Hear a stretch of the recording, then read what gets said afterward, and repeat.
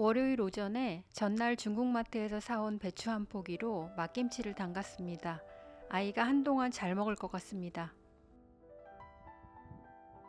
운동 끝나고 나왔는데 구름이 예뻐서 찍어봤습니다. 날씨가 좋으니까 어디라도 가고 싶어서 호수에 나왔습니다. 이곳은 전에 갔던 곳과는 다른 스팟인데 평평한 돌이 있어서 물에 드나들기 좋다고 합니다. 화요일에는 대학 탐방을 해보았습니다. 최근에 지어진 듯한 멋진 건축물들입니다.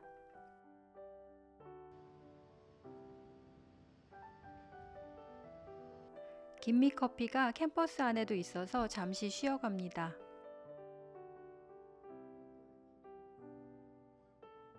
커피를 마시고 본격적으로 캠퍼스를 둘러보았는데 드넓은 캠퍼스에 유서 깊은 건축물들이 많아서 다시 한번 학교의 전통을 느낄 수 있었습니다. 1868년에 완공된 모릴홀입니다. 세이지 채플과 세이지홀,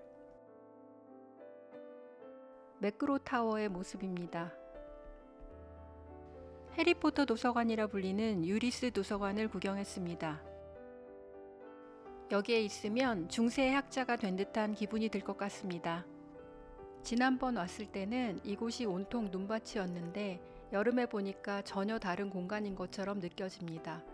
저 멀리에 호수가 한 조각 보입니다.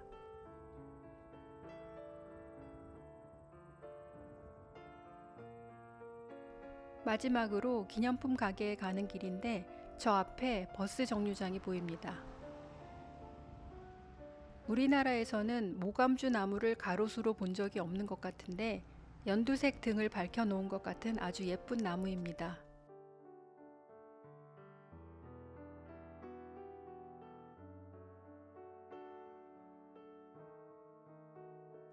기념품 가게는 두 층으로 되어 있고 의류부터 가방, 모자와 컵 등 정말 다양한 품목이 구비되어 있었습니다.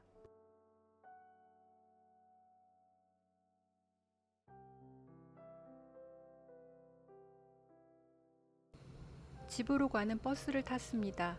내릴 때 벨을 누르는 대신 유리창에 가로로 보이는 노란 줄을 잡아당긴다는 점이 볼 때마다 재미있다고 생각해요.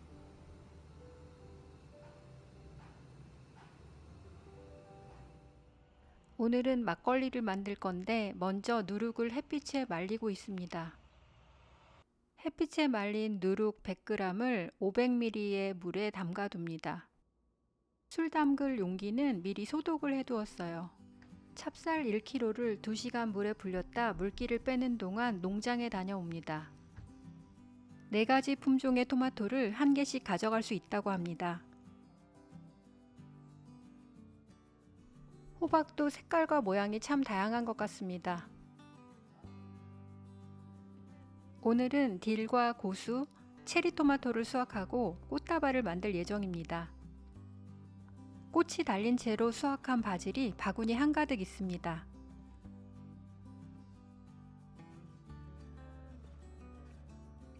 창고 안에서는 삼겹살과 함께 먹을 로메인과 마젠타 상추를 조금씩 담았습니다.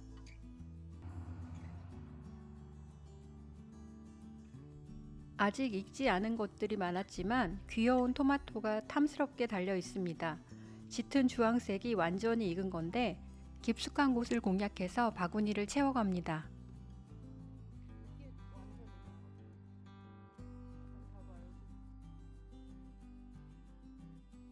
이건 토마티오라는 채소입니다. 겉에 한지 같은 껍질이 있어서 모양이 아주 특이합니다. 표면에 끈적임이 있고 가직과 식물이라 그런지 생가지를 씹는 듯한 식감이었어요. 새콤하고 약간의 단맛이 있습니다. 다음으로 딜과 고수를 조금씩 잘랐습니다. 바질도 잘 자라고 있고 바나나 고추로 추정되는 노란 고추도 신기해서 찍어봤습니다.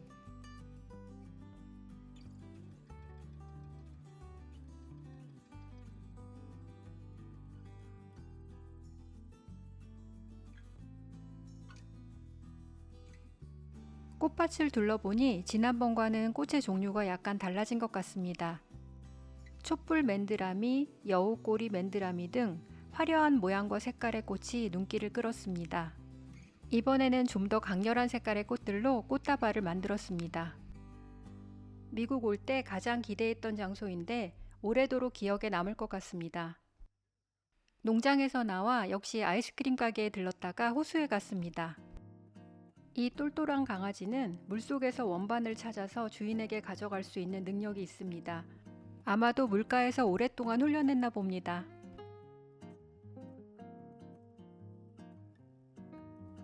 집으로 가는 길에 범상치 않은 크기의 꽃을 발견했는데 연꽃 같기도 하고 목련 같기도 한 크림색의 꽃이 서던 매그놀리아였습니다. 꽃 가까이 가면 우아한 비누 향이 납니다. 같은 목련과이지만 우리나라 목련과는 달리 여름에 꽃이 핀다는 게 차이가 나네요. 꽃이 지고 나면 이렇게 열매가 맺힙니다. 저녁에는 중국마트에서 사온 떡볶이 밀키트를 이용해서 떡볶이를 만들었는데 쫄면사리까지 들어서 아주 맛있었습니다. 저녁을 먹고 이제 본격적으로 막걸리 만들기를 시작합니다. 누룩이 담긴 볼에 물 500ml를 더해서 총 1리터를 만듭니다. 여기에 미리 식혀놓은 찹쌀 고두밥을 넣고 되직한 죽의 상태가 될 때까지 살살 치대면서 쌀 아래 누룩물을 흡수시켜줍니다.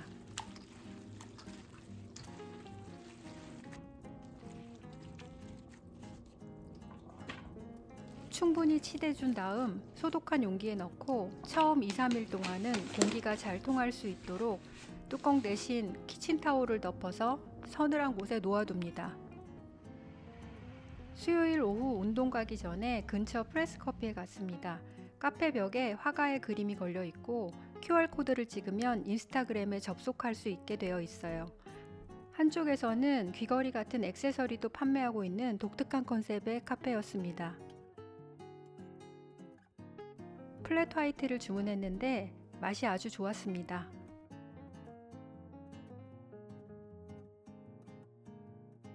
카페 맞은편에 지난주 바게트를 샀던 우드페퍼가 보입니다.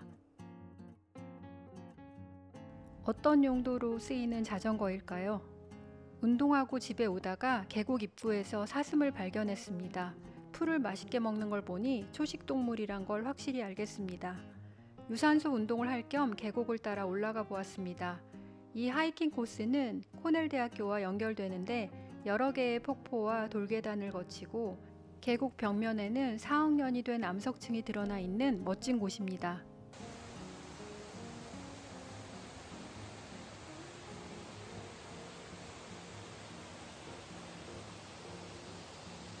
앙증맞은 크기의 사과가 익어가고 있는 꽃사과 나무입니다. 저 계곡 벽면이 4억 년 전에 형성된 퇴적암이라니 갑자기 시간이 멈춘 듯한 느낌이 듭니다. 대부분의 집들이 이렇게 화단을 가꾸어 놓아서 주택가를 걸을 때도 기분이 좋아집니다. 다운타운 주류 판매점에서 스프링피퍼라는 사이다를 추천받아서 한 병 사왔습니다. 달콤한 사과주를 기대했지만 단맛은 1도 없고 쓴맛과 떫은 맛이 감도는 아주 독특한 술이었습니다. 이 장면도 여름날의 낭만으로 기억될 것 같습니다. 하루가 지난 모습인데 처음보다 물기가 많이 없어진 상태입니다. 막걸리를 담그고 2-3일은 하루에 한 번씩 저어주어야 해서 수, 목, 금 이렇게 3일 동안 저어주고 용기 벽면에 묻은 것들을 깨끗하게 닦아주었습니다.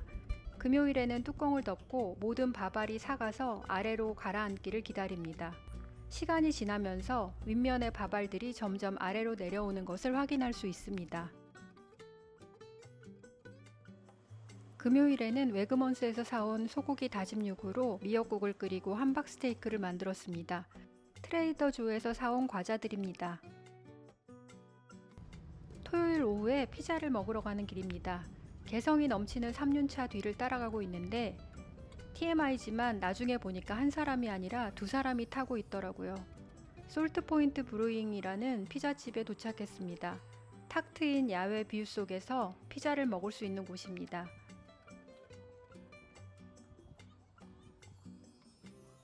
저희는 페퍼로니 피자와 에일 맥주 그리고 진저비어를 주문했습니다.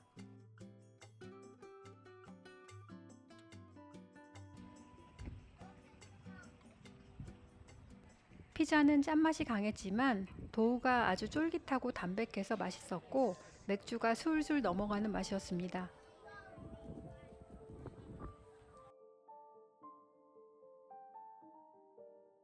참새가 방앗간 못 지나치듯 아이스크림 가게에 또 왔습니다. 메뉴가 적힌 칠판을 보면 옵션이 아주 많은 듯한데 아이스크림을 먹기 전 주문하는 방식을 익혀야 할 것 같습니다. 클래식한 바닐라빈 아이스크림입니다. 오늘도 그린스타에 들러서 후무스 같은 딥소스 제품을 구경했는데 김치가 피클로 분류되어 있는 걸 발견했습니다. 지난번과는 다른 브랜드의 콤부차를 2병 사왔습니다. 일요일 아침 겸 점심으로 먹은 것들입니다. 그릭 요거트는 이 브랜드 건데 신맛도 적고 크림처럼 부드러워서 맛있게 잘 먹고 있어요. 코스트코에서 산 사워도우 빵과 아보카도입니다. 슈가비 사과도 곁들였습니다. 연어에 삶은 달걀과 양파를 넣어 스프레드를 만들어서 브리오슈 빵에 넣어 먹습니다. 트레이더 조의 만다린 오렌지 치킨인데 냉동 제품이지만 참 맛있어요. 이곳은 캐스 공원인데 일요일 저녁 무렵 러닝을 하고 싶어서 왔습니다. 드넓은 잔디가 펼쳐져 있고 호숫가를 따라 러닝이나 산책을 할 수 있는 길이 조성되어 있습니다. 호수 저 건너편에 코넬 대학교가 보입니다. 이곳을 지나는 나그네새와 텃새를 소개하는 표지판이 보입니다.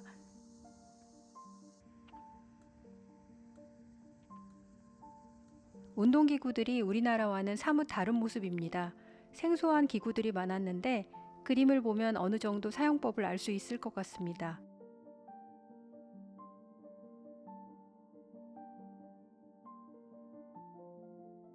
개인적으로는 크런치를 할 수 있는 기구와 인버티드 로우나 푸시업을 할 수 있는 기구가 마음에 들었습니다. 꽤 멀리까지 달려왔는데 순식간에 주변이 어두워지고 있습니다. 호수에서 노를 젓는 사람들을 바라보면서 왔던 길로 되돌아갑니다.